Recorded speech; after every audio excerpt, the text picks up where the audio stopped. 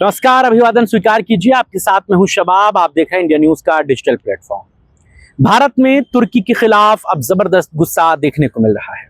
इसने हाल ही में हुए आतंकी पाकिस्तान के साथ खड़े होकर अपना असली चेहरा दिखा दिया है।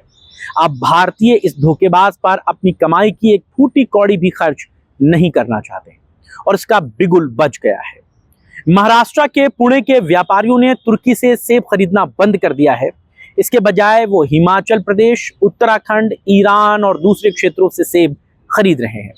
तुर्की के सेबों का सबसे बड़ा कारोबार आमतौर पर एक सीजन में 1000 करोड़ से 1200 करोड़ रुपए तक होता है। इसके साथ ही सोशल मीडिया पर एक लेटर वायरल हो रहा है। इसमें तुर्की ने भारतीय पर्यटकों से अपनी यात्रा रद्द ना करने की भी अपील की है। लेकिन जिस तरह तुर्की ने बेशर्मी के साथ पाकिस्तान का साथ दिया, उसके बाद भारत में लोग बहुत नाराज हैं। वो सोशल मीडिया पर अपनी प्रतिक्रियाएं दे रहे हैं। कई ट्रैवल एजेंसियां जैसे इज माई ट्रिप और कॉक्स एंड किंग्स ने भी तुर्की और अजरबैजान के ट्रैवल पैकेज रद्द कर दिए हैं। पुणे के व्यापारियों ने तुर्की से सेब न खरीदने का फैसला इसलिए किया है क्योंकि तुर्की ने भारत और पाकिस्तान के बीच तनाव के दौरान पाकिस्तान का समर्थन किया था।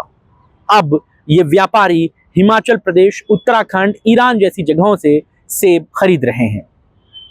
पुणे की एग्रीकल्चर प्रोड्यूस मार्केट कमेटी यानी कि एपीएमसी के एक सेब व्यापारी बताते हैं कि तुर्की के सेबों की मांग में भारी कमी आई है। वो ये भी बताते हैं कि हमने तुर्की से सेब ना खरीदने का फैसला किया है और अब हम दूसरे राज्यों या दूसरे देशों की ओर रुख कर रहे हैं। तमाम जगहों से सेबों को खरीदा जा रहा है। ये फैसला हमारे देशभक्ति के कर्तव्य और देश के समर्थन में है। उन्होंने ऑपरेशन दोस्त का हवाला देते हुए ये भी कहा कि जब तुर्की में भूकंप आया था तो भारत ने सबसे पहले उनकी मदद की थी, लेकिन बावजूद इसके उसने पाकिस्तान का समर्थन किया।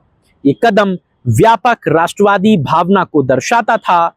घरेलू उत्पादों को आयात से ज्यादा महत्व देने की बात है। स्थानीय फल व्यापारियों के मुताबिक तुर्की के सेबों की मांग लगभग 50% तक गिर गई है। तो वहीं तमाम दूसरे व्यापारी ये भी कहते हैं कि ग्राहक सक्रिय रूप से तुर्की से उत्पाद से बच रहे हैं, जिससे खुदरा स्तर पर इसका बहिष्कार हो रहा है। ये रुझान तुर्की के राजनीतिक रुख के खिलाफ एक बड़े आंदोलन का हिस्सा दिखता है। इसकी पूरे भारत में आलोचना हो रही है।